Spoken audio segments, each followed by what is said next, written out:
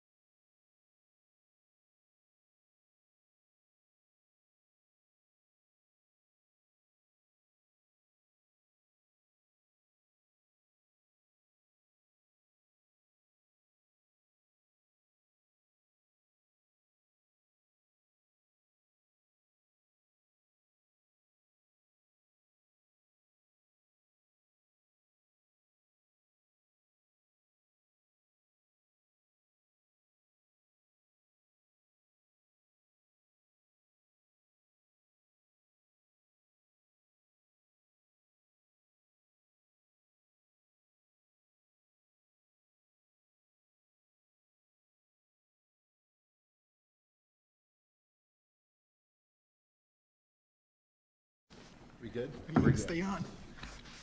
Now I gotta find my stuff before I officially call it. No, I know, but I'm looking at this one. All righty, good evening, everybody. I am going to call our Board of Selectmen meeting to order for Tuesday, August 27th. The time right now is 6:01 p.m., and we will begin with the pledge. Pledge allegiance To the flag of the United States of America, to the republic for which it stands, one nation, under God, indivisible, with liberty and justice for all.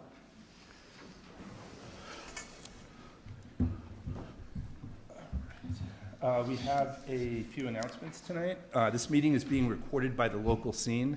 Anyone intending to make an audio or video recording of this meeting should notify the chair at this time. And seeing nobody. Financial assistance applications are available on the town's website or by calling the Selectmen's office. For anyone interested in volunteering, there are several vacancies on various committees and boards. To see a complete list of the openings, please visit our website at kingstonma.gov. Please also check our website for any additional events or notices at www.kingstonma.gov. All right, next we're going to do open forum. Would anybody like to address the committee? I just had a quick announcement. Yeah, go ahead. I just wanted to make sure people are aware, mosquito spraying aerial is going to start tonight. You can go to the town website to get more details on that. And it looks like, Keith, if I'm wrong, quote me, but Grays Beach and South, but not the rest of Kingston, is going to get sprayed. Yeah, As of right now. there's a link on the town website, on the front page of the website, that has a map. And very crudely, I guess, is a straight line across Kingston from just south, I believe, of Grays Beach, that will be sprayed sometime in the near future, maybe as early as tonight. But there's obviously a large section of Plymouth and some of the other area neighboring communities as well. But that map is there. There's some contact information there. If people have any questions, you know, you can give the town office a call. We'd be happy to try to help you out or direct you in the right location. And if I could, can I just add one more thing to that? I apologize. So I've heard a couple of comments about something the Board of Health may be doing or should be doing with regards to EEE. I had a conversation with our health agent, who has been communicating with the Board of Health. Our health agent is reviewing the current status of the EEE situation in Kingston, as well as some of the neighboring communities. At this point, fields and outdoor town properties are still open for use. If there's a need to potentially close from dusk to dawn, like Plymouth has recently done. That will be potentially a recommendation. That will occur at a public Board of Health meeting. I've communicated through email to the Recreation Director as well as the Recreation Commission to let them know that this is something that is at least being considered if things worsen, and if the Parks and Recreation Commission wanted to be part of the conversation with the Board of Health, if they do decide or recommend to close the fields down in the evening, that we would certainly invite them, just to make sure that everybody who has a role in this has the opportunity to weigh in. So Kingston has not taken the step that Plymouth has done at this point, but it's certainly in the forefront of the Board of Health's mind, just to let everybody know that. And I just threw the map up for anyone that's on the Zoom, but it just shows the line of where Plymouth is going to be spraying, or Plymouth County. Excellent. All right, any other announcements? Okay. So moving on to our first appointment, we have a Declaration of Suicide Prevention Month for September of 2024. We've had a request from the Plymouth County Suicide Prevention Coalition for us to declare September as a Suicide Prevention Month, and I think we've done this, we did this last year. So that proclamation has been included in the packet. Does anybody have any questions, comments, or want to make a motion? Do you want me to read it, or do we just want to do a motion? Doesn't matter to me. It doesn't matter. Yeah, I would say just make a motion referring to it rather than reading the entire thing. Okay. Move the Board of Selectmen declare September 2024 as Suicide Prevention Month. Second? All right, all those in favor? Aye. All right, that's unanimous. All right, and appointment number 2. We had a school committee member, Tim Lewis, had resigned from the Kingston School Committee, leaving a vacancy. And both Mass General Law and our process is for the Kingston School Committee and the Board of Selectmen to meet and to interview candidates and make an appointment that would last until the next election, and that is in May 2025. And my understanding is that Tim's term was going to end next spring anyway, so when that position is on the ballot for next year, that will be a 3-year position next year. But for now, it'll just be an appointment until that election. So at this point, do you guys want to call your meeting to order? Yes, I'd like to call this Kingston School Committee meeting to order with roll call. Tricia Arietta, Here? Michael Shakeen, Yeah, here. Jeannie Coleman. Here. And Megan Cannon. I'm here. All right, thank you. And so Megan and I just spoke briefly before the meeting to figure out how we're going to handle this. And I think the way to do this would be for the candidates to each take a turn and make a brief statement about their candidacy, why they want to be appointed to this position. And after both have done so, and then we can bring them back up one at a time and interview. We can ask questions. What we'll do is alternate. We talked about this. So school committee would ask a question, Board of Selectmen will ask a question. Once there are no more questions and someone's ready to make a motion, then we would move forward at that point. Any questions from the select board on this process? No? All right. Are we doing the vote like as one vote? I believe so. That's Okay. how we did this in the past, correct? Yes. Yeah. So, I mean, you guys did, was it the Board of Selectmen? Did we do one vote I and then think they school committee called made the motion and voted, and then And the then- selectmen voted on their on their and motion? vote. Yeah, okay. So the total vote was Right, counted. right. Okay, They kind of led the charge. that makes sense. So we have 2 candidates, Sheila Vaughn and also Ron Latif. Did I say that correct? Okay. That's fine, it's probably wrong. So I apologize. So what we'll do, Sheila, do you want to make a statement first? Hello, all. Might not be known from, some people might probably know me, but I'm Sheila Vaughn, 7 Frank Street, Kingston, Mass. I'm a resident of Kingston for over 20 years. Been 20 years married to my husband, a Kingstonian, this September. And so I have 3 kids. I have a 6-year-old who's in the 1st grade, going to 1st grade tomorrow. And then I have a 9th grader and I have a senior. So not really ready for that. But I also was on the elementary school committee for 9 years. I was also a selectman for 4 years up until May. Miss you all. So I've been in the town politics here for about 13 years total for my time. I'm still on the Affordable Housing Trust, and so when Tim stepped down, you know, it's less than a year, and you know, I think it's good for someone who's kind of been in it, can understand, because it's going to go into budget season and understand kind of the budget and how it goes, and so I'm happy to step in for the remainder of his term and be able to help out with the budget and understand, you know, the background of what happens, capital planning, you know, the roofs, kind of have a lot of background, understanding the background of the budget and going forward. I understand how the budget goes because I've been through the town quite a few times over my time, and but yeah, and so happy to help out for the next 9 months, or and be able to help out the town and the committee. Thanks. Thank you. Ron? Ronnie Lidiff, 3 Rivers Drive. I have 4 kids, one going into 5th grade tomorrow, one starting kindergarten, a 3-year-old starting preschool, and a 1-year-old. Last year, all the budget stuff and everything was kind of alarming to me, and I started showing up at meetings, and I didn't really know how I could help. I always want to get involved, but I'm the type of person, unless if like I have a set appointment and need to be there, I don't really know what to do with myself. And I'm not in town government. I speak to a few of you here and there about stuff and ideas that I have, and I feel like I can't really make any impact without actually being involved. I have probably too many ideas, my wife would say. Some not all good, but I think a good amount of them are pretty good. Talking about the roof at the school, I found a solar company that would be willing to come out and do an audit. I spoke with Gene about it a few times, and they would put on a roof for free at the elementary school if you do their solar program. Save money on the that's just one idea.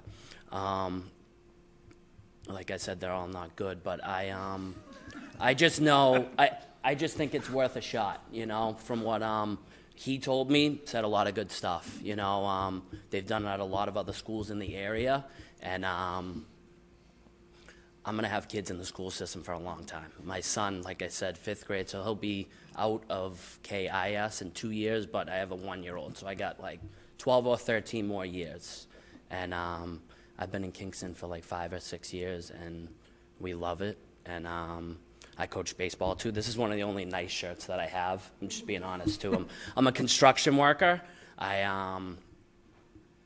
have my own business as well. I have no like really professional experience except in construction on big projects, dealing with people and budgets for my company and stuff like that. And I couldn't say it to the people we work for, but a lot of times moving money and kind of cheating things to move numbers around and stuff a lot. Not that we're going to cheat or anything, you know, but I mean, I just want to help the schools. Like I said, a lot of bad ideas, but I want what's best for the school. I heard there was really nobody stepping up, and I'm like, this is my opportunity, you know. We always do like the local trash cleanups in the neighborhood and stupid stuff like that. And I'd like to make a bigger impact for my kids and all the kids in the town and help the town hall make things easier if I can, you know. So whatever you guys decide is going to be best for the schools, that's what I hope. And thank you for your time. I appreciate it.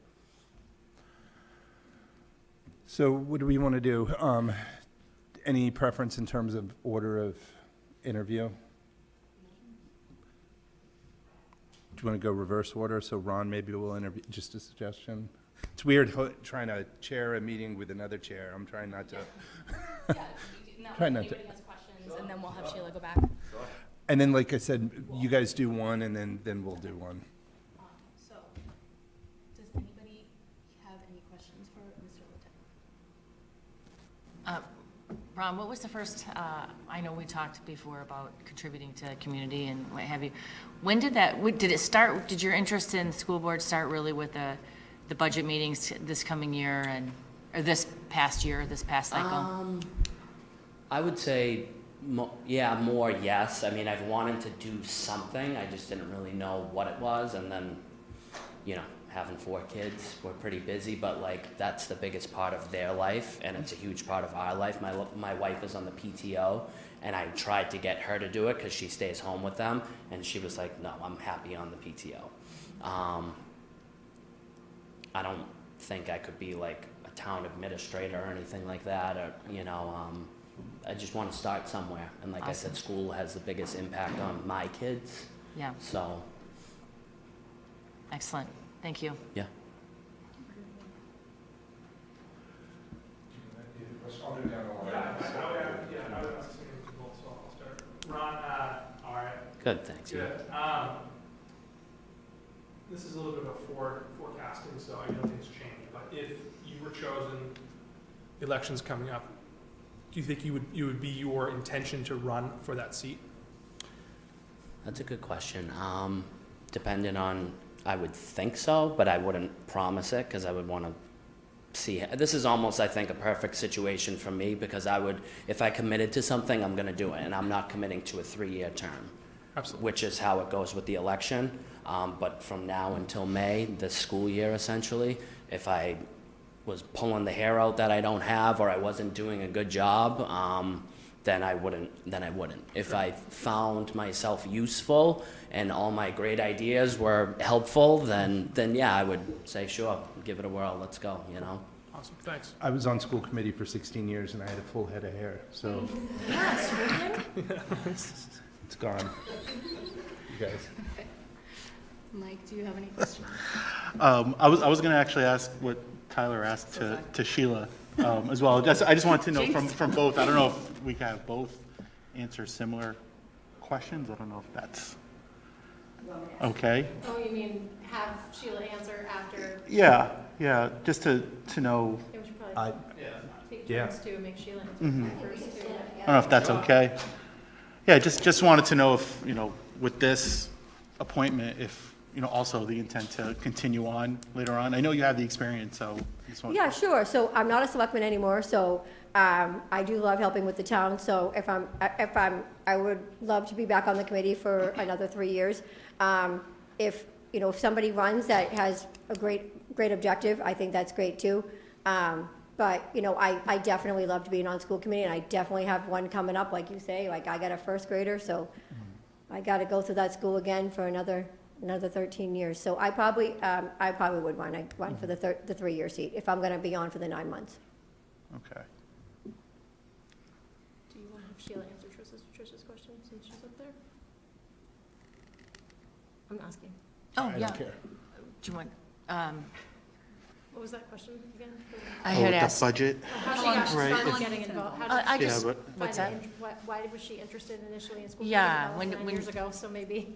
Right. I got involved in school committee before I had children. So I actually knew somebody named Joe Kelleher, and he was a selectman, and he's like, you should run for school committee. And I did. And then I just loved it. And then I became like vice chair and then chair. And I just built it into my life. And as you say, like, I built in time, and I know what the time commitment is. It is not just once a month. It's, you know, especially as budget season comes on, it's additional meetings, it's subcommittees. I was Pilgrim Area Collaborative. I was the chair of that committee as well. When I go in, I go, you know, full sail. But I do, but I built the time in, and I've only been off selectmen for a little while, so I pretty much built the time in, and I know what it takes to come into it. So I'm used to the time commitment, and my family is too. Thank you. So I have a question. Is it their turn? No, it's yours. Yeah. No, It's yours. sorry. Sorry. This is harder than I thought. I was gonna raise my hand for you, but I'm like, wrong side. Yeah. So I have a question for Sheila, and this is obviously only going to be for Sheila. It's about your time on the Pilgrim Area Collaborative. That's a collaborative of various school committees in the area to, I won't go through the whole explanation, but trying to save money on special education costs. Did you say you were the chair of that? I was the chair of that subcommittee? committee That's right. for a few years. I was, I helped with their, also I helped with their strategic plan, when they last did their 5-year strategic plan. I think they're probably up by now, but yes, I was very involved with the PAC for a long time. What was that? Do you remember offhand, because I do not, what their budget per year was? Their budget really had gone down quite a lot because we built in our strategies with Marie for a really long time. So our And I mean the special budget education- for Pilgrim Area Collaborative. Yeah, for the Yeah. collaborative, they built up their 18 to 22, so their budget was probably around about 12 million. Okay. But it was dependent, it went round about 5 for like certain situations, but their regular day budget, but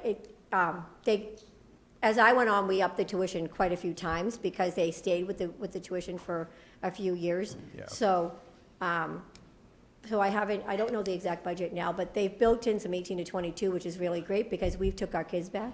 Right. So, they don't have as many students coming in as they used to, and these are the tougher students, so. Right, But yeah, I did help with the strategic plan, which is great. all right. That's not, obviously not the same. Can I ask another question of Ron then, since we got, okay, so a slightly different one. Yeah, we'll allow it. So Ron, what I was going to ask you is if you've had any experience on any boards or committees, meaning like sort of an official committee, even if it was like with baseball or something where you're following sort of parliamentary rules, in a meeting, making decisions, voting on decisions, that sort of thing. Have you done any of that? No, just being like coordinator for instructional baseball. Got it. Okay. Okay. All right. Thank you. Back to you guys. I will say that's an important role. I guess I just have a question. Coming off the year that we just came off, what would you see as your priority as something that we cannot cut from the budget if we're facing any kind of similar budget as we did last year? Sure.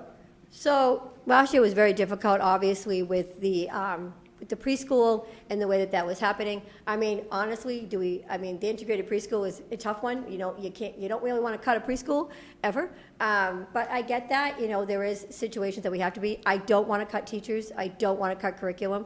I'll never cut music and art. That's just who I am. But I do listen to the superintendent, and I do listen to the principals, and I listen to what their needs are, and I try to fight for what their needs are. It is very difficult being on both sides of this table that I've been on before. It's not easy to look at anything and try to cut anything. And I try to say what is most necessary and what are the principals saying that they need in the curriculum, and I'll fight for it on the floor if I need to. But I don't like cutting if we have to, but it is tough. Some years are really difficult. I mean, I know with the MSBA grant, it's been 5-6 years cutting that those roofs down the can because they won't approve it for that $4 million. But at some point, we have to pay for that or get the solar. But it is difficult, and I would have to say I listen to the principals and I listen to the admins to make sure of what they're saying is most important, and then I try to go to the table and make it happen. I don't like to cut what is extremely necessary, which to me is teachers. So Teachers, my son who has a lot of issues, who's going into kindergarten, we just found out, I don't know how many days ago, he has 31 kids in his class. And that's an awful lot, and I guess this is the biggest incoming kindergarten class in a long time. And it sounds like it's gonna be tough, especially with my kid, his poor teacher. But obviously Sheila has a ton of experience, and I kind of just think, I don't know, like things like I just keep bringing it up, like something like solar that for some reason hasn't been brought up. To me, it was like a little alarming. Like, how did we not think of this? Could down the line save 3 or 4 teachers or something, Like, it's going to affect so many things. And just stuff like that. Thinking outside the box, I think. But, sorry, teachers.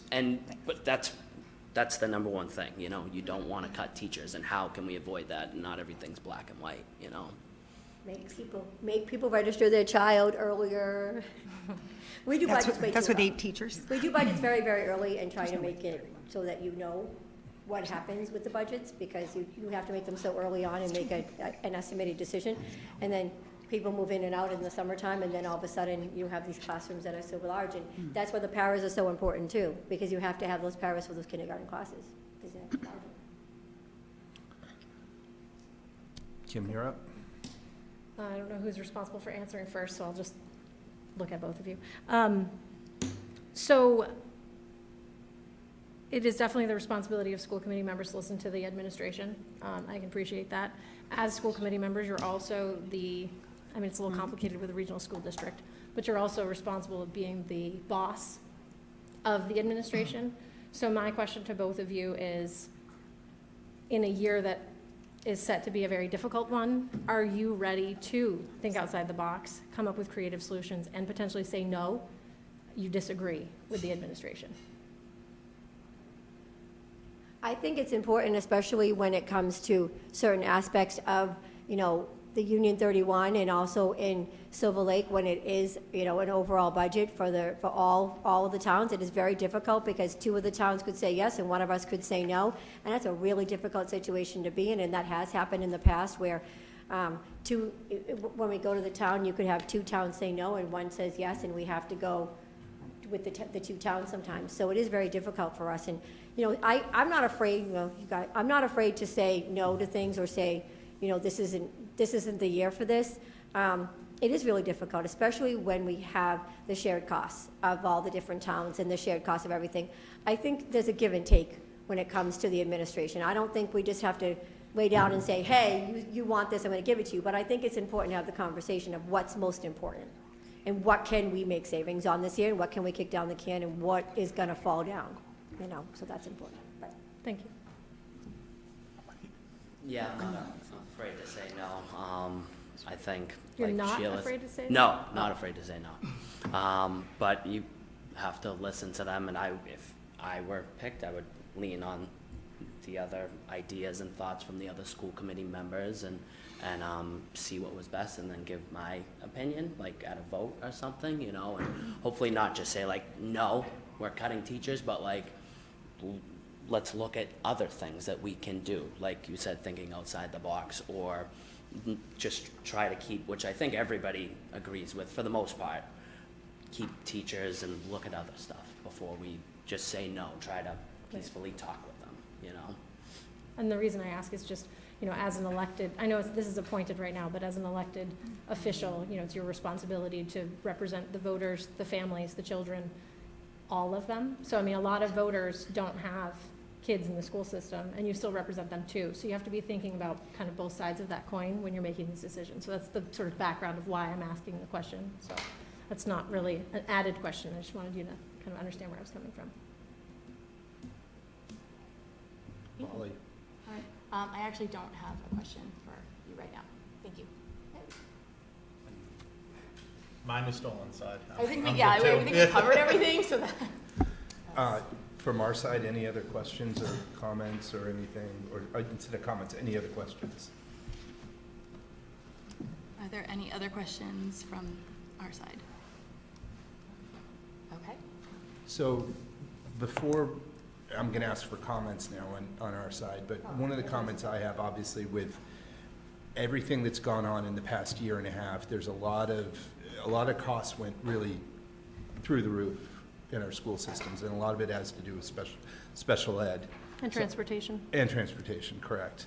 So there's a lot of work. I think it's more complicated than I ever had to deal with when I was on school committee. Really? You guys have the hard job now. It's definitely a lot of work. I think, Sheila, I really appreciate all the time you put into the PAC, the collaborative, and your experience with special ed, and jumping into, mid-year, we're going to be heading into budget season pretty quick. So in my opinion, I feel like it would be good to have that experience heading into this. Ron, from years ago when I did it, I had no experience either, and I think we really need more and more parents to get involved. And I think whether you're selected tonight or not, please, don't stop trying to come up with ideas. They could have been explored in the past, and we've had lots of ideas over the last 20 years. You wouldn't know it, but it doesn't mean that things haven't changed. And the ideas that were once, thought through before didn't work then, but it might work now. So, we definitely need more people like you to step up and do something. Any other comments from my side before we let them? I think it's honestly, I think it's a tough choice, because I think you have experience and 9 years of experience, and you also have a new perspective. And I mean, having joined the board without experience, I can say that I've learned a lot very fast, and there's benefits to that too. So I think it's tough. It's tough. Do you guys have any comments before we ask for motion? Go ahead. The only comment I would have is kind of shadowing, or not shadowing, but mimicking that whole new idea. I wrote down new ideas versus experience. I think it's really hard. I love the fact that Sheila has all this knowledge base that we would be able to draw from going into a tough budget season. But I also love that Ron is like so enthusiastic and has all these great ideas. Then when we were sitting last year with the budget, the 10%, all these statements about the 10% increases and how are we going to do things differently, it's a hard decision. I just want to say, like, I vote for both of you guys, but it's going to be one person, so. So I would agree that the new ideas are always welcome. My concern going into the season is absolutely that we're going to all need to understand how to just go with the budget season this year. We're going to need to be able to digest what happened last year and figure out what we're working with this year, and it comes fast. We go right into November with our presentations, January with our first draft budget, public budget hearing in February, and I do think that with Sheila's experience, she can just hit the ground running. I don't want to see you go anywhere if you're not selected, Ronnie, because I do think that especially when you're reaching out already to elected officials and giving them ideas, I think that's how we're going to be able to implement something or find something that'll work.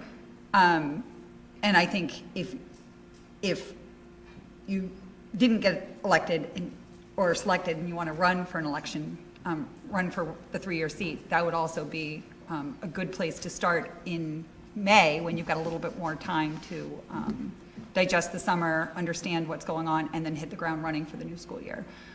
That would be my only concern with where we're at right now. But I think that it's great that we've got 2 people that are willing to step up and serve on this committee, because it is a lot of work. And I just think that with Sheila's knowledge already coming into it, we'd be able to just take right off. I think there'd be a little bit of catch up to do with what we do and how the process works. That would be my only concern. But I think it's great that you're both here. First, I'd just like to thank both of you for expressing interest in this. As was mentioned earlier, there's a number of open positions within the town. These seats can be hard to fill, so thank you for that. I know a lot of the comments have been kind of directed at Sheila first with sort of a shift to Ron, so I'm going to start with Ron and say I really appreciate the passion that you've shown tonight, both for the schools and the town. Passion is a powerful catalyst for change, and I think that that is very valuable. I do. However, as has been said, I think Sheila's knowledge of the situation and the budget would be advantageous for the committee. But if you are not selected, I would highly encourage you to take a look at what the other openings are now and to consider running for one of the 2 seats that will be on the ballot in the spring. And Sheila, I would say the same to you. I know that you're committed and I know you have passion for this, and if you're not selected tonight, I would encourage you to run for one of the 2 seats that will be on the ballot in the spring. Any other comments on our side? Then I think we'll let you guys make a motion. Does anybody want to make a motion? I will make a motion that we appoint Sheila Vaughn to the remainder of this term. I'll second. Okay. We'll do a roll call vote. Tricia Arietta. Yes. Michael Chicane. Yes. Jeannie Coleman. Yes. I'm a yes. Tyler? Yes. Kim? Yes. Don? Yes. And I'm a yes. But to be fair, I probably would have also voted yes if you had made the motion for Ronnie. I don't want him to feel like this is unanimously against him. It's not. Okay. No, and I, Can I say something Absolutely. Yeah, I don't even speak.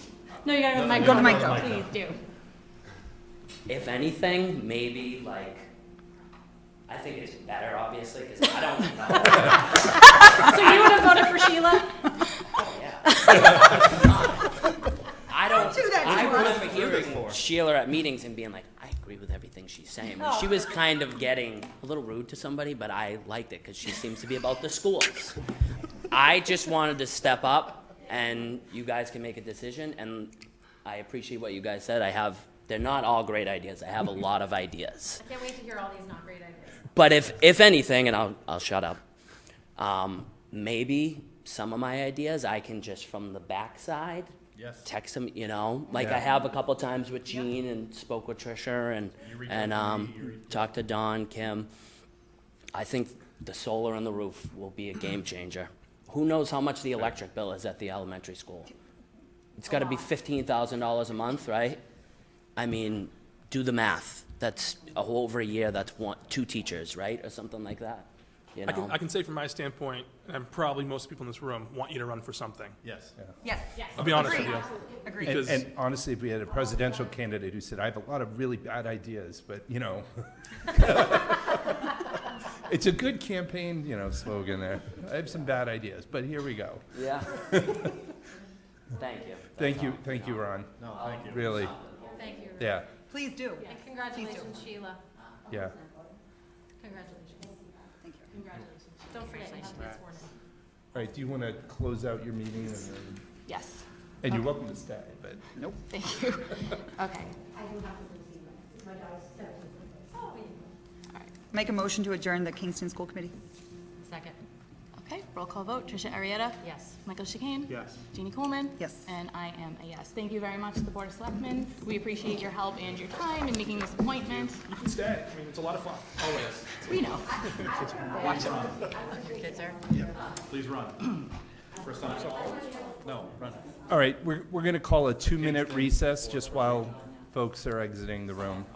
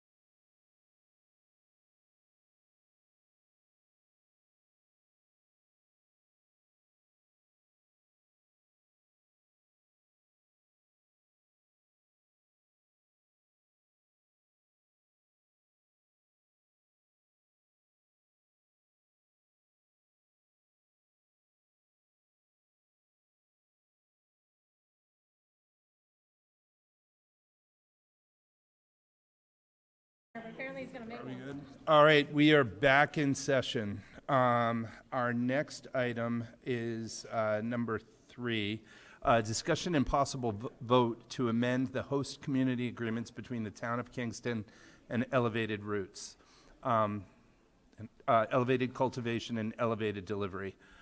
We've had some recent changes in state law that's related to the recreational marijuana facilities. So the host community agreement really between the town and Elevated Roots, Elevated Cultivation, Elevated Delivery needs to be amended. We have a handout that was placed at our chairs that was a description of some of these changes. As you can see, there were some requirements that have changed at the state level that we needed to make modifications to the agreement so that we're in compliant with state law. I don't believe we have our attorney on here now, do we? Not unless she's iPhone 2, no. The memo is also in the packet, online now, if people need it. I didn't see it in my packet, but. It's there now. Okay. Yeah, it's there now, yes. All right, so does anybody on the committee have any questions about this at all? Board. You're still stuck in school committee land. This is a board. Yeah, sorry. No, I took a look at this, read through the agreement. That makes sense, and it aligned with the conversations we've had with legal counsel regarding the state law change. Do you want Keith to describe it a little, or about the state law change, or no? I'd be happy to try to explain whatever the board would like me to. They're pretty minor changes overall. The one, I guess, change to make people aware of is in our prior agreements, we had a 3% franchise fee, so to speak, where we would get 3% of the gross sales. State legislation has modified that, so the town would need to provide expenses that are eligible to be reimbursed by the organization to be refunded to the town. Frankly, I believe that there's been little to no costs associated with having Elevated Roots in town for the time they've been here. They've been a good corporate neighbor. They've worked with us. When we've had issues, they've stepped up and wanted to do the right thing. They've expanded their business from not just retail, but now growing and delivery, so it's been a good business to have in Kingston. So that's really it.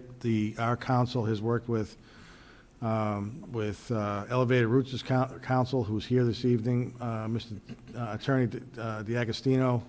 If anybody has any questions for him, but it was a very simple modification, and ask the board to consider approving it moving forward. So I can the only reason I wanted you to explain that is I think folks needed to know that the state law changed to eliminate that 3% charge, because I think some communities allowed, not that I would take it away, I think Elevated Roots is great, so, but I think some communities in the state allowed for these businesses to come in because they were able to increase that income, and that's now changed because the state legislature changed. And what's helped the town of Kingston, frankly, is, we would get a percentage of the sales from the retail aspect. Now we also get a percentage of the sales from the growing when they sell to somebody else.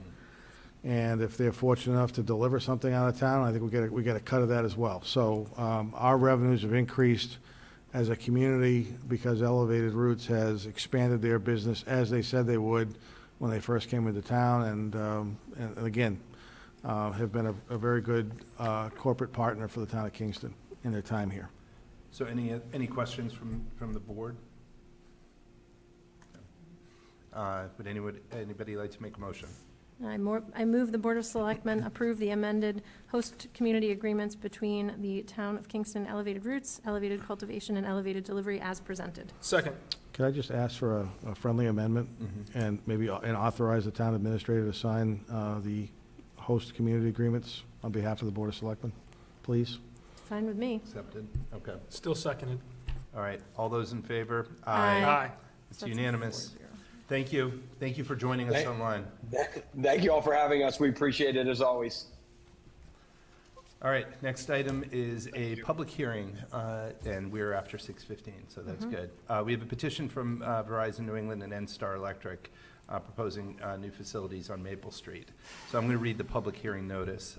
Notice is hereby given that the Kingston Board of Selectmen will hold a public hearing on the petition WO 167-42219 from N-Star Electric Company, doing business as Eversource Energy, requesting permission to locate underground cables, conduits, manholes, including the necessary sustaining and protecting fixtures in, under, along, and across the following public way or ways. And it says, install one new handhole 16/H5 and 58 feet of PVC conduit to customer-installed handhole on Atwood Street and Spruce Street. Sorry, can I just have a point of order? The agenda says Maple Street, but the public hearing notice says Spruce Street. Is that an issue?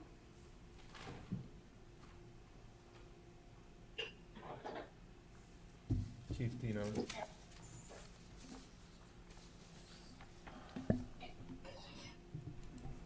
So my, Well, on here, you know, I'll look online. Just keep reading the, yeah, so so keep going with the the hearing original piece. agenda, it does say Atwood and Spruce. Okay. So in here, it is incorrect. Okay, so it's just the packet? Yeah. Perfect. Yeah. That's all I want to make sure, that the posted Great. agenda I had the right appreciate that. address, Yep, yep. because I would just worry. yep, Okay. no, thank you. Yeah. Sorry, good. continue. You were at, The last part. The The hearing hearing. shall take place on Tuesday, August 27th, 2024, and the meeting will begin at 6:15 in room 200 at the Townhouse, 26 Evergreen Street, Kingston, Mass. People interested are invited to attend and be heard on the matter. So do I have a motion to open the public hearing? I move the Board of Selectmen open the public hearing. Second. All right. Do we have someone here from? all those in favor? All those in favor? Aye. Aye. Thank you. Do we have someone here from? Julie Longa is here. Yes, I'm here. Great. The only, Mr. Chair, the only question I guess I had, maybe Julie can respond to this. Our Streets, Trees, and Parks Superintendent had a couple of quick questions that he wanted to bring up to the board tonight. There's already a service to the property. Why is there a need for a new service, was one of the questions he had. The second was that he would ask that whatever handhold has to be dug, installed, I apologize for, I don't know the right adjective for it, that it be done on private property and not the town's right of way, if at all possible. Okay, so the reason was to provide the underground service for the customer at 23 Spruce Street. And what happens is we go, it's usually right at the pole that they would do the handhole and then run the service underneath the ground. And the pole's located in the right of way, so that's where the handhole will be located. So I'm sorry, is that in the right of way or is it not in the right of way, town right of way?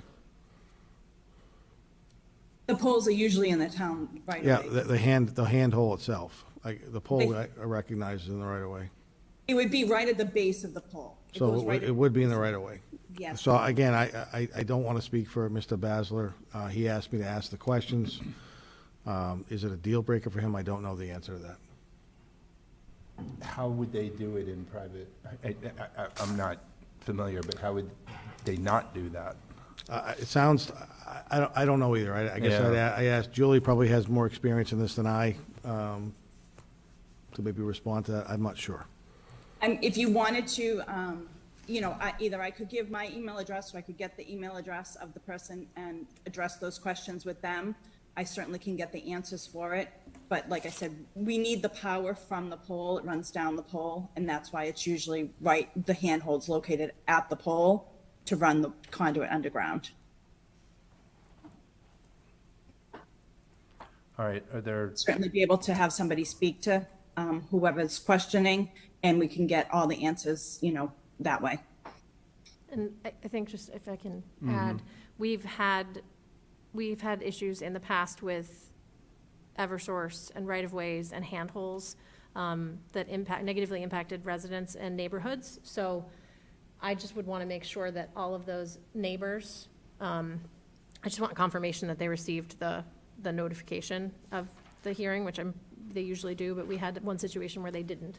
And that their yards aren't gonna get ripped up, because that did happen last time. So people who were not involved in the handhole were negatively impacted. So I guess that would be my request, is that we figure out how we're going to minimize the impact on the neighbors. So, Tricia, did you just confirm? Yeah, July 31st, you said? Okay, July 31st. So, Thank you. are there any other questions from the board or comments? Are we saying that we want to have answers to this before? I would like to know what Paul's thoughts are, and if he has additional questions after that question. If we could, I would like to continue it if we can. Okay. Are there any, but before we do anything else, are there any other questions that you guys can come up with that we might need answers to? No? Okay. So it sounds like we just need to get a little bit more information about the handhold, find out from Paul if he can attend our, I guess it would probably be our next meeting. Yep, on the 10th. Yep. So from Eversource, Julie, would you guys be able to get us some more information and then attend on September 10th? Sure. Okay. All right, so does somebody want to, if there's nothing else, I'll hear a motion on closing the public hearing. So I would respectfully suggest that you might want to continue the public hearing until September 10th at 6:15, or whatever the appropriate time is, so you don't need to re-advertise the public hearing Right. for that meeting. So my suggestion, if the board wants to Continue. consider it, is continue the public hearing to September 10th at a certain time. I move the Board of Selectmen continue the public hearing to September 10th at 6:15 PM. Second? All those in favor? Aye. It's unanimous. All right, thank you. Thank you. All right, next item, number 5. We have a request for multiple one-day liquor license from Paul Scheel of 42nd Brewing Company for the Weir Family Christmas Tree Farm. Looks like we've got November 29th, November 30th, December 1st, December 7th, the 8th, December 14th, and December 15th, from 10 a.m. to 5:30 p.m. The application has been reviewed and signed by the police and fire chiefs, and all documentation has been received. Keith, anything else we need to add to this? No, sir. I think What? in the motion it says Brewery 44. Huh? All right, so All right, hold on. that, it's 42, 42nd Brewery. 42nd. 42nd Brewing Co. Yep. Right. I move the Board of Selectmen approve the request from 42nd Brewery Company for a one-day liquor license for a Christmas Tree Festival at Ware Christmas Tree Farm, 57 Pembroke Street, on November 29th, November 30th, December 1st, December 7th, December 8th, December 14th, December 15th, from 10 a.m. to 5:30 p.m. Second. All right, all those in favor? Aye. It's unanimous. All right, thank you. Moving on to our additional items. Number 1, acceptance of a donation to the Conservation Department. They're requesting us to accept a donation of $100 to be used towards Silver Lake Sanctuary trail maintenance. Would I anybody like to make a Move the motion? Board of Selectmen accept a donation from James and Mara Adams of $100 for Silver Lake Sanctuary Trail Maintenance. Second? All right, all those in favor? Aye. That's unanimous. Just before you move on, just a reminder, there are open seats on the Open Space Committee, who also maintain trails, so if anyone's interested, reach out. All right, number 2, request to use ARPA funds for costs associated with fiber optic relocation and the purchase of school zone sign costs. The town administrator is requesting authorization to expend ARPA funds for those 2 projects. Keith, do you want to? I would, thank you. Initially on our agenda, we had a tentative agenda item to discuss and present to the board a school zone for the Silver Lake campus. The police chief, the fire chief, the streets, trees, and parks superintendent, our planning director, and I, along with some school staff members, met and identified what we believe is a location for a school zone that complies with state law. We've submitted that documentation to our traffic consultant engineer for their review and concurrence.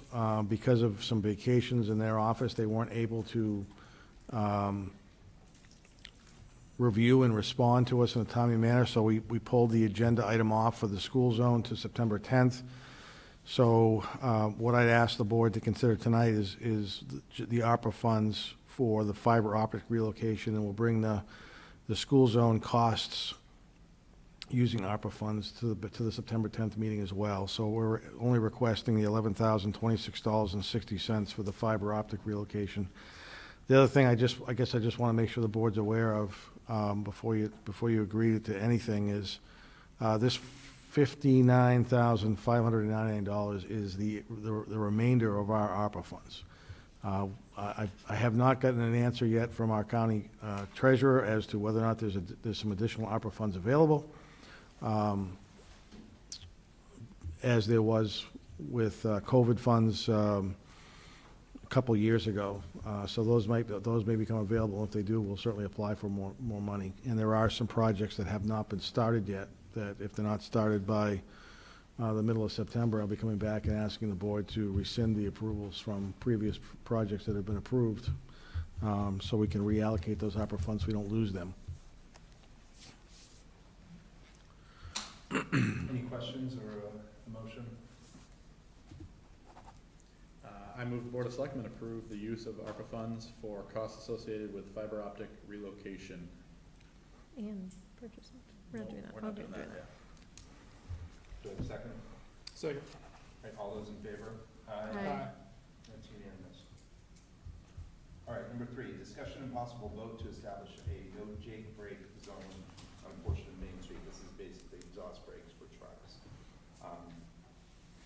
So we've had a request to establish a no Jake break zone on a section of Main Street. Information is packet. Keith or the chief, somebody want to address this? Maybe I can start real quick, and it's all in, it's the chief. So there's been a request for establishing a no Jake break zone on Main Street. In working with department heads and Chief Holmes, I provided in the board packet an opinion of Mass DOT and Old Colony Planning that they are not sure that a Jake break zone can be enforced, but in speaking to Chief Holmes, he believes there's an opportunity to enforce the Jake break noise, if that's the right term, through our noise ordinance. So we feel confident, or the chief feels confident, I guess I should say, that if there's an issue on Main Street because of Jake break noise, that there's an opportunity to police that. Sure. So I referenced Chapter 90, Section 16. Just want to read a couple of excerpts from that I think are relevant. The point of reading this is so that the board understands that federal motor vehicle safety standards, motor vehicle carrier code, all that, they all regulate what goes into a commercial vehicle, even regular motor vehicles and all that. Mass General Law is a state law, Chapter 90, Section 16, that addresses harsh and objectionable noises, the use of emergency vehicle devices, exhaust, sirens, horns, bells, everything under the sun. But I'd just like you to hear what it sounds like in the beginning. Chapter 90, Section 16, no person shall operate a motor vehicle, nor shall an owner of such vehicle permit it to be operated in or over a public way, whether laid out under the authority of law or otherwise, which the motor vehicles are prohibited from using, provided notice of such prohibition is conspicuously posted on the entrance to such way. That's one part. Next part, I skip ahead. You can read the whole thing if you want me to send it to you. No person shall operate a motor vehicle on a way which the motor vehicle is equipped with, number 1, a muffler from which the baffle plates, screens, or other original internal parts have been removed and not replaced. 2, the more relevant section, with the exhaust system which has been modified in a manner which will amplify or increase the noise emitted by the exhaust. So an exhaust brake does just that.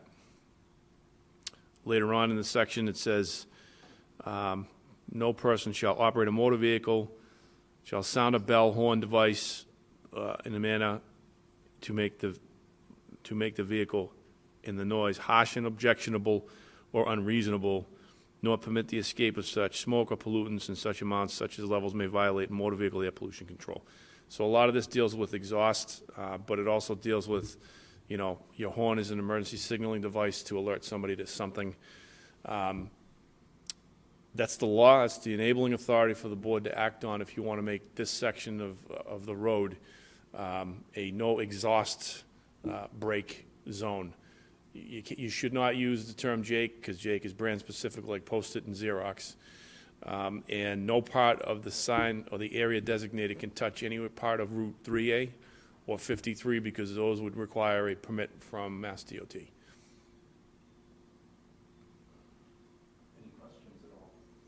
guess I'm confused by how that contradicts with what Mass DOT has replied. I mean, the Mass DOT person is saying that engine braking requirements for commercial vehicles are set by the US DOT, and engine braking systems are now mandatory equipment on newer vehicles, and they're saying that they don't recommend, nor do they think you really legally can enforce ordinances or restrictions limiting the use of engine braking. So I guess it's contradicting what they're saying? It is, yes. It's an odd request, I guess? So what they're saying comes from the Federal Motor Vehicle Carrier Code, that Federal Motor Vehicle Safety Standards. So anything that you put into a CDL vehicle, you can't put it in there without the approval of Federal Motor Vehicle Safety Standards or National Highway Traffic Safety Administration. And that all comes from the manufacturers of the vehicles. They have to get approval and all that. So if you were to go out tonight and you were to put blue lights, little pin dots in the rear end of your taillights, and you put those on and they turn blue, well, those haven't technically been approved by National Highway Traffic Safety or tested with the vehicle. So there's a 540 CMR or one of those ones that's the use of illegal equipment on your vehicle. So I guess to clean that up, the Mass DOT is taking from Federal Motor Vehicle, National Highway Traffic to say that the equipment is legal, and they're not wrong. But the noise that it makes is also illegal as defined by 9016. And that's why I don't, so I don't fully agree with them. And I guess the confusion for me is that they're a state agency. It's not really confusing. I understand why that the information is being crossed over, is that they're a state agency, but they operate, you know, by and large under federal law too. Does the engine braking actually produce the whatever decibels required to be? Probably not. So, I mean, if enough people are complaining about it, though, to that point, people want something done about the noise. It would be challenged to enforce all the way through to a clerk's hearing in a court or a judge's hearing in a court.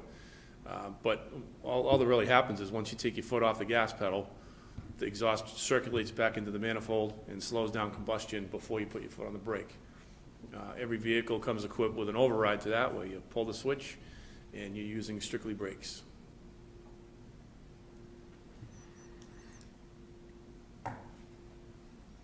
So But if it's unenforceable, But also, isn't engine braking a safety feature?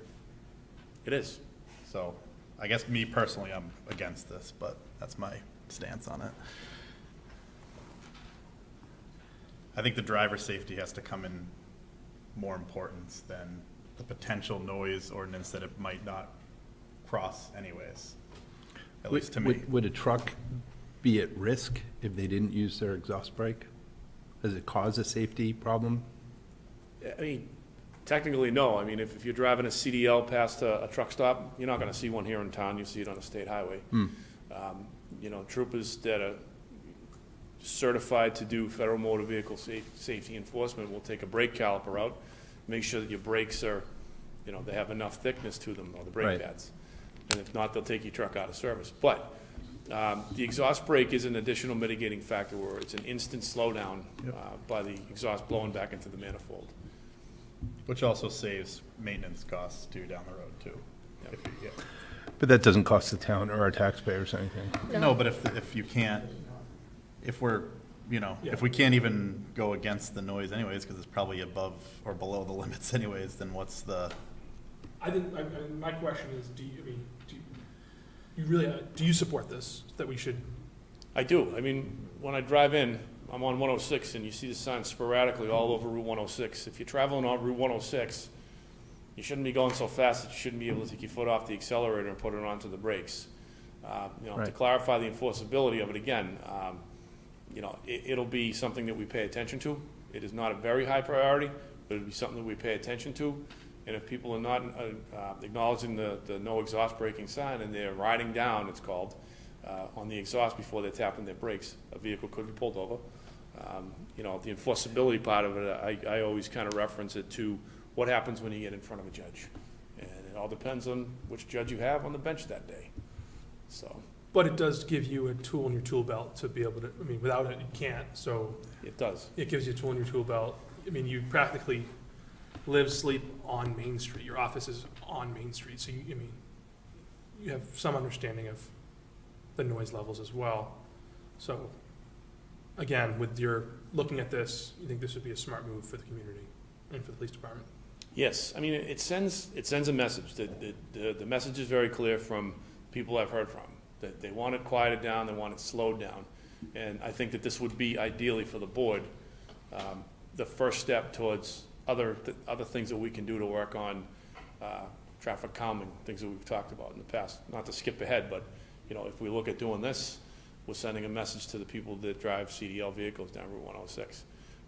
MassDOT has also made it very clear that you can't just shut a road like that down to say no trucking. You got commerce to think about, so you have truckers to think about. So. Mr.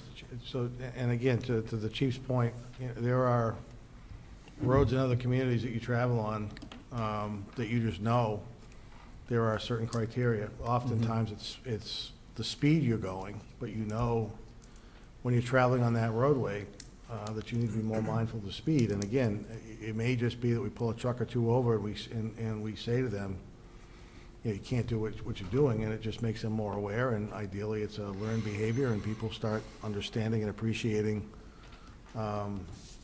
that the use of a Jake brake or an exhaust brake is something that is not going to be acceptable Right. habits in Kingston. I feel like I totally understand the downside that from a trucker's perspective, but I think I agree. I think, Chief, you nailed it. I think it'll just be another tool. It lets people know that we've been asked to try to slow traffic down. We've been asked to try to reduce the noise. This is one tool that we could potentially use to do that. So I support it. Yeah, I'm with you. Are there other places in town that we should be looking at? Because we talk a lot about Main Street. I guess my question is, are there other places that we should be focused on signage or notifications that we're not talking about? I have a theoretical response. Okay. If you start taking action on this section, other places in town will be heard from, and we'll take those as they come. Okay. Somebody want to make a motion or any other questions or comments? I guess my question is, how many signs are we talking about? Because there are a lot of signs down that strip of that Two. road. Yeah, there are. I think the signs we're looking at are are at each end of the zone. So 2. But you're right. And one of the things we've got to look at in that section of town is the signage that we have there. And is there a more appropriate way to display all the different signs that need to be placed there and not have it look like a collage of multicolored, multi-sized signs? One billboard. with all Where I the feel rules. like we are right now. Maybe It's all the just- rules in the billboard and says, welcome to Kingston, be careful, you're gonna have Chief Holmes coming after you. So. Just open the window and look That's- out. The ink is drying now. Yeah, exactly. I don't know. I mean, I know that was joking, but is that what we want, though? With signs? No, like that. A big type- sign? No, like a that billboard? type of Community. community, in the sense to push back on things that aren't even enforceable. That, you know, these are implemented for truckers for a reason. And if it's not breaking noise levels, then they should be allowed to use what's in their vehicle to stop their vehicle. I mean, that's just my personal take on it, but. This is pretty, I mean, this is fairly common, isn't it? In, No. I mean, I've seen it quite a few, I mean, I'm not gonna say I've seen it, Plimpton so it just makes put it up, common. Plimpton just put up signs in certain, like, neighborhoods and stuff like Yeah. that. But, Did you ever get this in Stoughton? Yes. Did you, okay. The town elected, I believe, to not adopt the installation of those signs for their own reasons. And things played out a lot the same as, like I just theoretically predicted, that when you start taking action, there's a traffic study done, something goes from 35 to 30, you're gonna hear from the north end of town, the south end of town, what about us? No problem, we have a traffic study device now, we can put it up, we can do an analysis. I would do, if we got a whole bunch at once, I would look at the traffic data and decide which is a priority, and study that area. Theoretically speaking, not to keep going too far down the weeds here, but you pull over a truck that you think has broken that, that barrier, it's possible it could not be enforced by, a judge. It might, right? I mean, the law's not perfect. It goes back and forth, and people make decisions on that. This is maybe a little outside the box. A lot of obviously there's a lot of independent trucking companies, a lot of independent truckers themselves, but there's also a lot of large conglomerate companies. Could we then, notify them and say, listen, this is a part of our, this is a town ordinance, I don't know if it would do anything, but could the police department then notify said trucking company and say, listen, this is an ordinance, we'd like you to put this out to your, your people, we don't want to pull you guys over, we want you guys, I don't know, is that some type of a community engagement we could do within a company? Is that abnormal? I mean, Is we that could- stupid? guess You by can tell the me law, that's stupid too. I mean, we by the can handle law, it. it sounds like we shouldn't be pulling them over for it. We should, The we what? should do some messaging on Facebook, social media, that type of thing, just to talk about the fact that it's, in my opinion, it's enforceable, but again, to the degree that you're sitting in front of a judge because somebody files an appeal, it's really up to the judge, and these things can all be brought up. A trucker, anybody who's doing an appeal could say, Judge, I got this equipment, federal law says it's legal, and then the cop pulled me over and said it's not because it's loud. So, we don't have a decibel meter, we're not going down that road. I think for what it's worth, you're sending an aesthetic message that, we're trying to slow things down here. Shut it off, not a big deal. And when I was a truck driver, I paid attention to those signs, I paid attention to the low bridges, all that kind of thing. That wasn't on my resume, by the way, truck driving. Yeah, I was going to say. Hopefully you paid attention to the low. I was going to say, I was there for that day. I don't remember that part, so. Was that because you may have been stir-out at some point in your past? I was actually on a tour bus going to my brother's house for a function, and I come screaming out of the back seat because he went down a side street and it said low bridge, 9'8", and that was one in Norwood that's commonly hit, and it was actually out of service. So I saved the bus that night because I was used to looking at the signs. Not all heroes wear capes. Nope. I still think this is, I mean, I'm going to go with the chief on this one. I just think that if we can put some measures in there, I mean, this might not, change the world, but if it gives a tool belt for you guys to be able to do, maybe it's a one-time, maybe this happens once or twice, I don't know. Maybe it sends a message at some point, and that would be helpful. Do you want to make a motion? Yes, I will make the motion. Just before you do that, in my former life, I've called the truck team, seeing vehicles that was so unsafe.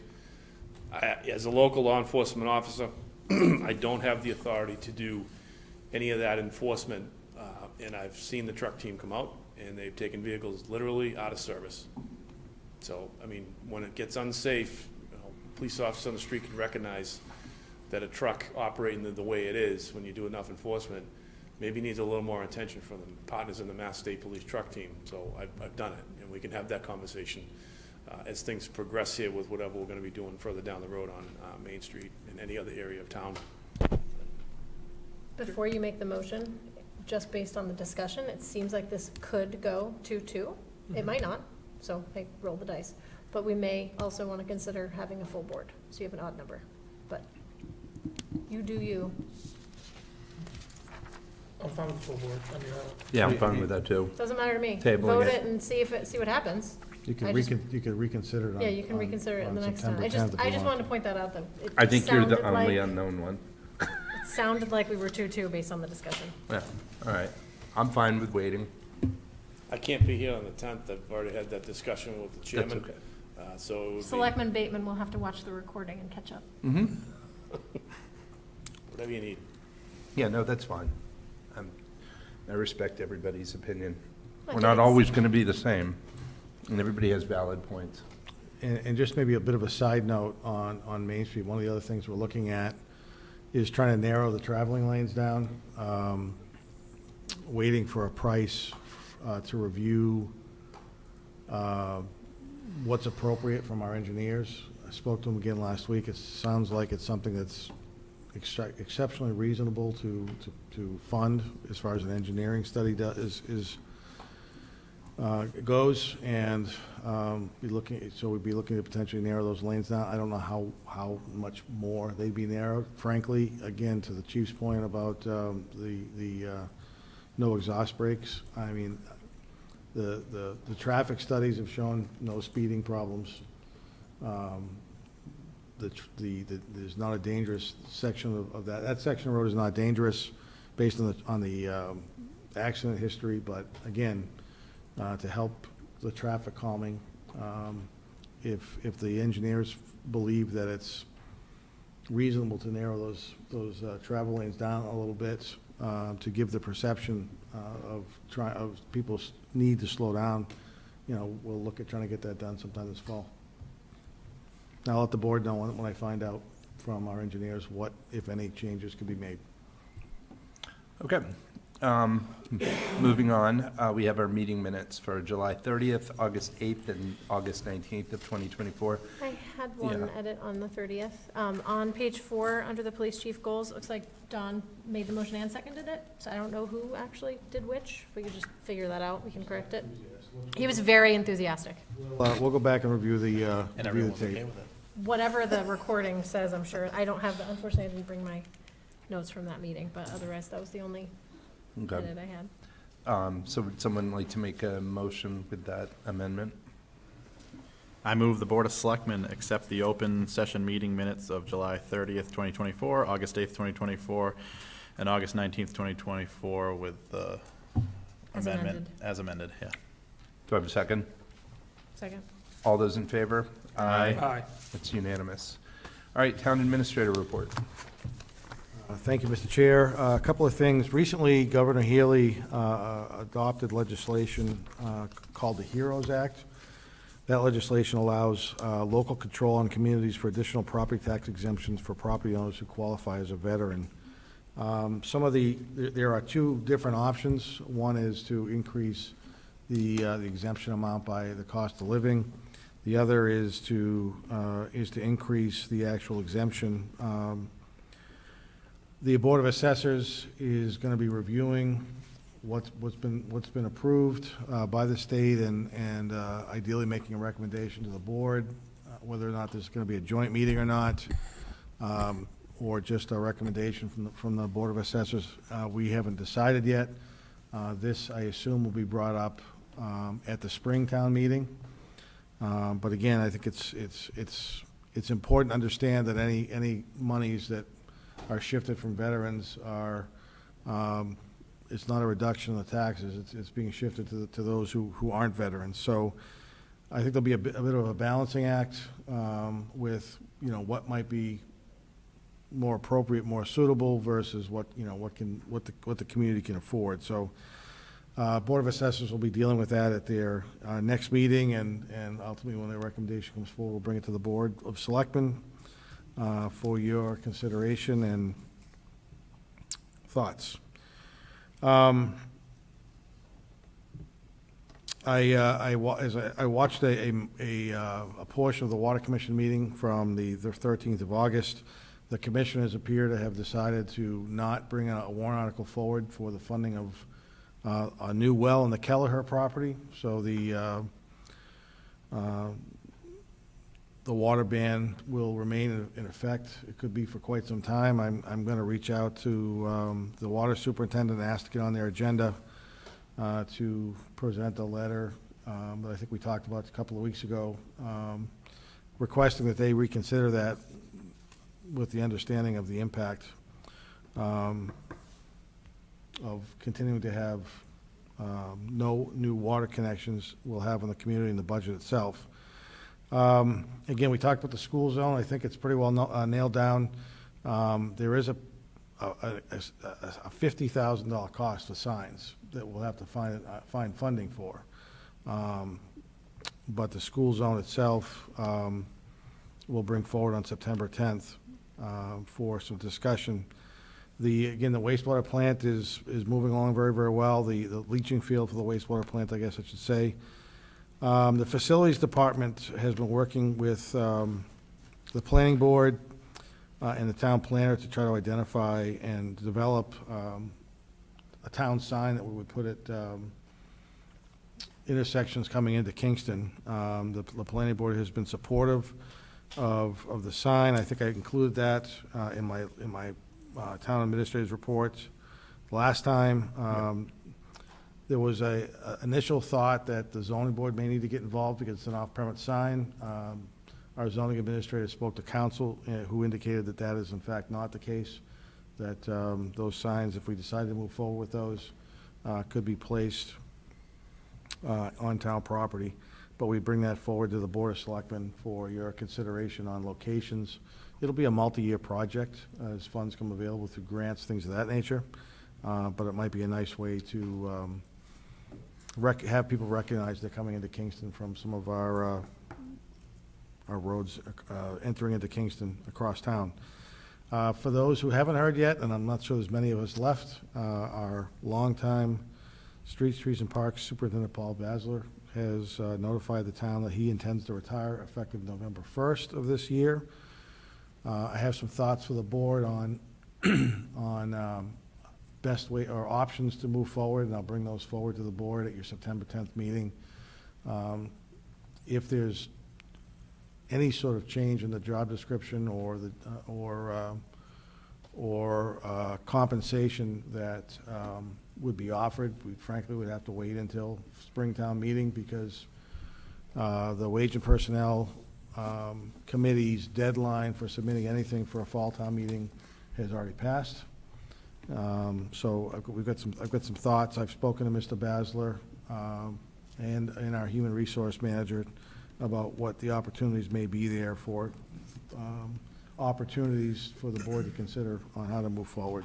If there's no changes at all, we can advertise the position the day after the next selectmen's meeting and move forward with the position as it sits today.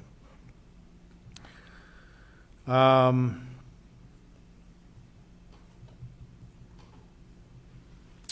then our conservation agent, Matt Pennell, and I met with the Brockton mayor last Friday and his public works director about the amount of water that's being withdrawn from Silver Lake to provide water to the city of Brockton. They indicated that they had some repair work that was required in their water system that dictated them to take some additional water from Silver Lake. Those repairs have been finished, and the withdrawal from Silver Lake is back to the approved level. We shared with the mayor and the public works director the concerns that a number of people have about the fish getting back from Silver Lake into the ocean this fall. There was no guarantee, frankly, that the water was going to rise to the level that was necessary, but that Brockton is complying with the amount of water that can be withdrawn from Silver Lake at this point. I did also attend a regional water meeting today at Old Colony Planning, where a number of things were discussed regarding the usage of water and the supply of water, what makes the most sense moving forward. And Silver Lake was raised for not just the water level, but also potentially some of the impacts that Silver Lake would have or has seen with some of the higher amounts of water withdrawal from that lake and new vegetation that's not native to Silver Lake growing there. So there's some concerns, I think, that group will also try to address, excuse me, with this regional water study. Be happy to try to answer any questions anybody has. Other than that, Any questions? And one question about Legion personnel. So do they have the ability to offer an extension on their deadline? Is that built into their bylaw or procedures? excuse me, I believe that they have been willing to consider a proposal after their deadline if there was a request to do so. But it Case will by be- case basis. But it will be their decision whether or not they wanted to consider that or not. Okay. Any other questions? I have one more. Go ahead. Sorry. With school starting tomorrow, how is the water department going to handle the detour that cannot happen up Second Brook during school pickup and drop-off hours? So the water superintendent reached out to me yesterday,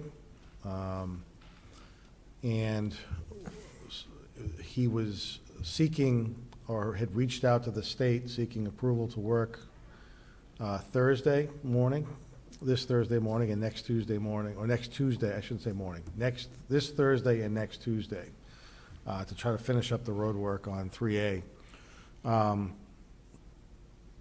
And after some discussion and consultation with the police chief and the fire chief, the thought is that they will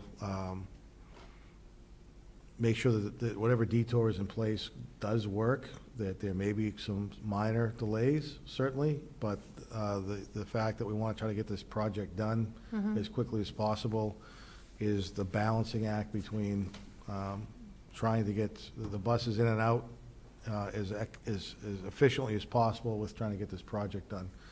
So The reason I bring it up is that during school drop-off and pickup, when the parents are there, there's about an hour in the morning and an hour in the afternoon where Second Brook is blocked from traffic moving forward.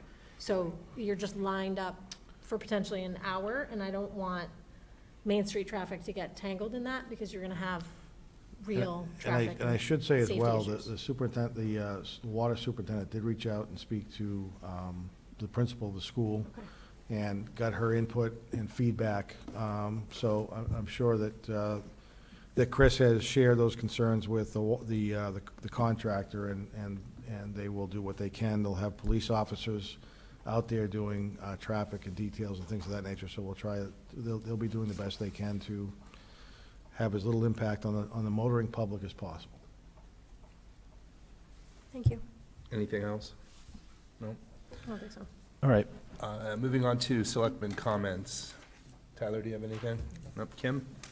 Always. I just want to remind people that early voting is available at the font school. They started that on the 24th. It was also available all this week, so you can go there. Looking at the website, has a schedule on the website, so there's different hours depending on the day. So check that out if you'd like to do early voting. That's it. Great. Dawn, I got anything? nothing. And I have nothing. Our next meeting, next regular meeting is September 10th, 2024. 2 weeks. Would anyone like to make Motion to a- adjourn. There you go. Second. All right, all those in favor? Aye. It's unanimous. Thank you, everybody.